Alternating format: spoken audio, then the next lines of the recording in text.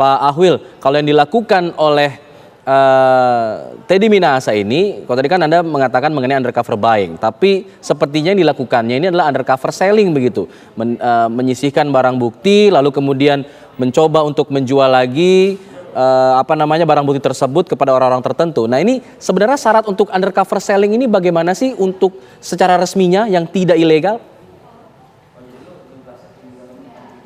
Jadi kalau menurut undang-undang kita, Undang-Undang 35/2009 ini, itu yang dikenalnya dua, undercover buy dan control delivery.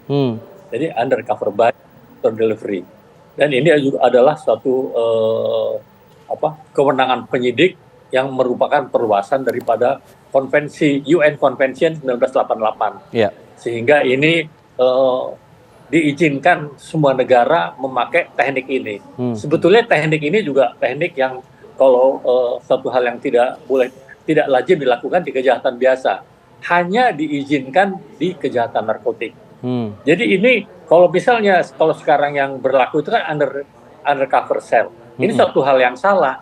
Barang bukti yang dibawa adalah barang bukti kita sendiri. Terus kita mau menjebak orang. Yeah.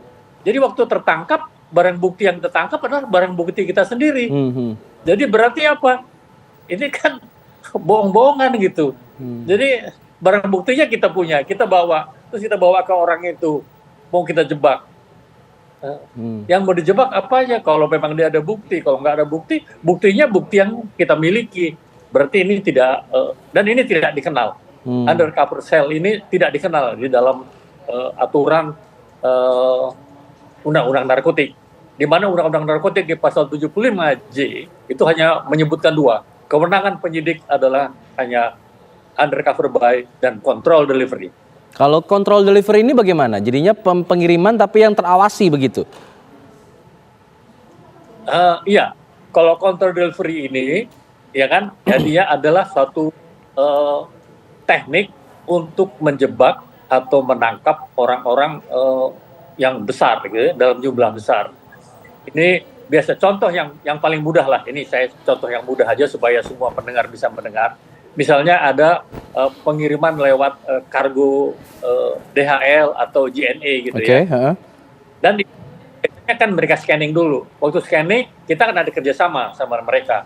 Mereka mengatakan, Pak, ini ada barang nampaknya narkotik. Nah, jadi untuk narkotik itu biasanya kita sudah mengecek ini barang.